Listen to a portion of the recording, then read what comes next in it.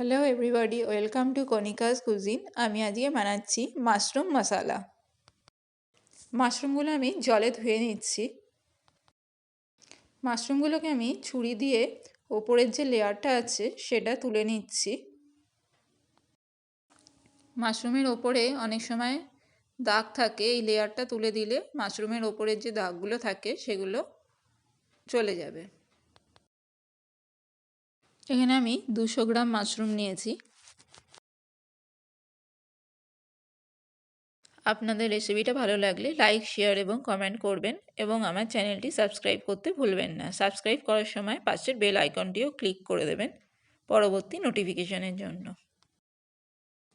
সবগুলো মাশরুমের ওপরের লেয়ারটা আমি তুলে নিয়েছি। এবার এটাকে আমি ভালো করে ধুয়ে নিচ্ছি।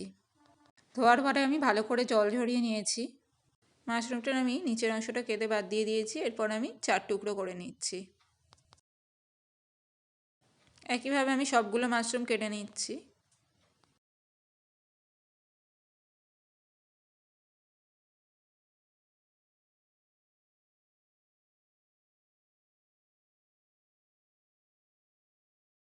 যেসব মাশরুমগুলোর ভেতর দিকটা কালো হয়ে গেছে এগুলো আমি একটু ছুরি দিয়ে ছাড়িয়ে নিচ্ছি।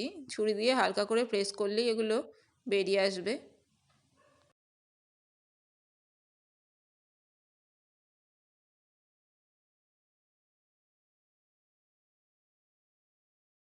মাশরুমগুলো কাটা হয়ে গেছে, এর মধ্যে আমি 1/2 টিস্পুন হলুদ গুঁড়ো দিলাম, 1/2 টিস্পুন লঙ্কার গুঁড়ো দিলাম, লবণ দিলাম 1/2 টিস্পুন, টক দই দিচ্ছি 2 টেবিল স্পুন।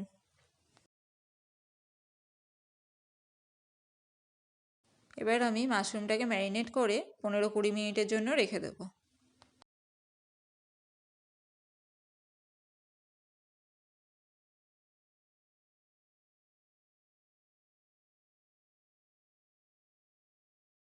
কড়াইতে রিফাইন তেল দিয়ে দিচ্ছি।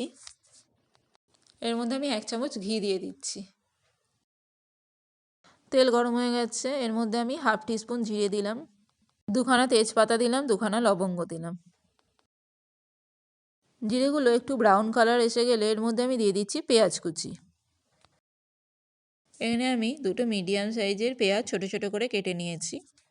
পেঁয়াজগুলো একটু ব্রাউন কালার না হওয়া পর্যন্ত আমি ভাজবো। পেঁয়াজ ভাজা হয়ে গেছে, এর মধ্যে আমি আদা বাটা দিলাম 1 টিস্পুন, লঙ্কা বাটা দিলাম 1/2 টিস্পুন, রসুন বাটা দিচ্ছি 1 টিস্পুন। সবগুলো মশলা একটু নেড়ে চেড়ে নেব। এর মধ্যে হলুদ গুঁড়ো দিলাম 1/2 টিস্পুন, কাশ্মীরি লঙ্কার গুঁড়ো দিলাম 1 টিস্পুন, ধনে গুঁড়ো দিলাম 1 টিস্পুন, লবণ দিলাম স্বাদ অনুযায়ী। মশলাগুলো একটু নেড়ে চেড়ে আমি কিছুক্ষণ কষতে দেব। এর মধ্যে আমি দিয়ে দিচ্ছি টমেটো বাটা। আমি এখানে 2টো ছোটো সাইজের টমেটো বেটে নিয়েছি।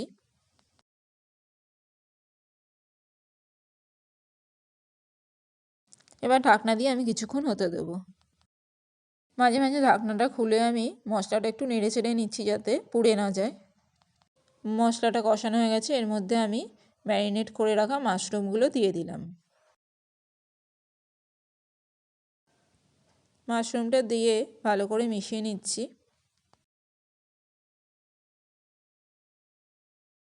মাশরুমটা একটু নেড়ে চেড়ে আমি ঢাকনা দিয়ে কিছুক্ষণ হতে দেবো। এর মধ্যে আমি দিয়ে দিচ্ছি 1 টিস্পুন চিনি। চিনিটা দিয়ে আমি ভালো করে নেড়ে চেড়ে মিশিয়ে নিচ্ছি।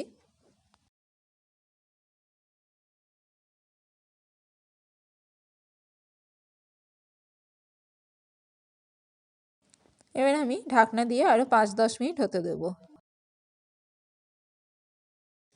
ঢাকনাটা খুলে আমি মাশরুমগুলো চেক করে নিচ্ছি মাশরুমগুলো হয়েছে কিনা। এর মধ্যে আমি দিয়ে দিচ্ছি 1/2 টিস্পুন কসুরি মেথি গুঁড়ো, 1/2 টিস্পুন গরম মশলা গুঁড়ো। একটু নেড়ে চেড়ে ঢাকনা দিয়ে আমি আরও 5 মিনিট হতে দেবো। রান্নাটা আমি একদম লো ফ্লেমে করছি। মাশরুমটা প্রায় হয়ে এসছে, এর মধ্যে আমি দিয়ে দিচ্ছি ফ্রেশ ক্রিম।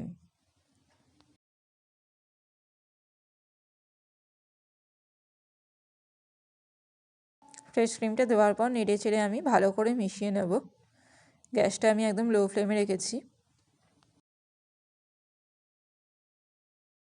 ঢাকনা দিয়ে আমি আরও 2-3 মিনিট হতে দেব। মাশরুমটা হয়েই এসছে। এর মধ্যে আমি এবার দিয়ে দিচ্ছি ধনেপাতা কুচি। ধনেপাতাটা দিয়ে নেড়ে চেড়ে নামিয়ে নেব। রান্নাটা হয়ে গেছে। এবার আমি গ্যাস অফ করে ঢাকনা দিয়ে 5 মিনিট রেখে দেবো। এটা রুটি বা পরোটার সাথে খেতে খুবই ভালো লাগবে।